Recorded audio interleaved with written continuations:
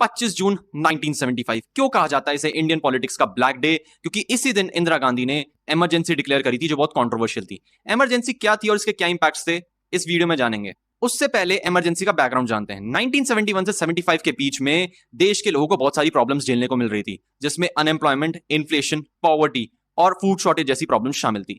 इन सारी प्रॉब्लम्स को देखते हुए ऑल ओवर द नेशन बहुत सारे प्रोटेस्ट हो रहे थे। बिहार और गुजरात इन प्रोटेस्ट के मेन सेंटर बने। बहुत सारी ऑपोजिशन पार्टीज और लीडर्स ने इस प्रोटेस्ट को ज्वाइन किया और लोकनायक श्री जयप्रकाश नारायण जी इस मूवमेंट के लीडर बने।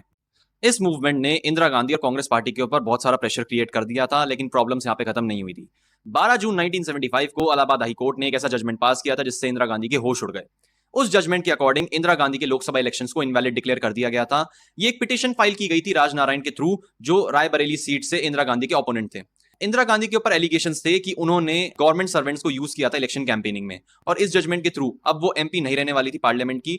6 महीने के अंदर अंदर उनको री इलेक्ट होना था पार्लियामेंट में, और कोई सी भी वो लोकसभा प्रोसीडिंग्स में पार्ट नहीं ले सकती थी। 24 जून 1975 सुप्रीम कोर्ट ने इलाहाबाद हाई कोर्ट के इस जजमेंट के ऊपर पार्शियल स्टे ग्रांट किया।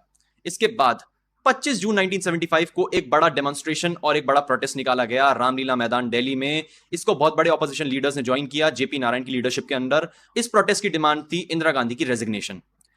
इस सब के चलते हुए इंदिरा गांधी ने प्रेसिडेंट फखरुद्दीन अली अहमद को इमरजेंसी इंपोज करने की recommendation the on grounds of internal disturbance, और देर रात इमरजेंसी इंपोज की गई 25 जून 1975 को।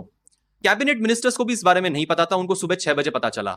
साथ ही में देर रात ही बहुत सारे प्रेस और न्यूज़पेपर एजेंसीज की लाइट्स को कट ऑफ कर दिया गया था। इस इमरजेंसी के दौर में लोगों के फंडामेंटल राइट सस्पेंड हो चुके थे। बहुत सारे ऑपोजिशन लीडर्स को अरेस्ट किया गया था on grounds of preventive detention. तो ये एक बहुत डार्क फेज रहा था इंडियन पॉलिटिक्स का। आपकी क्या राय है इसके ऊपर है, मैं जरूर बताइएगा। मिलते हैं आपसे अगली बार। Till then.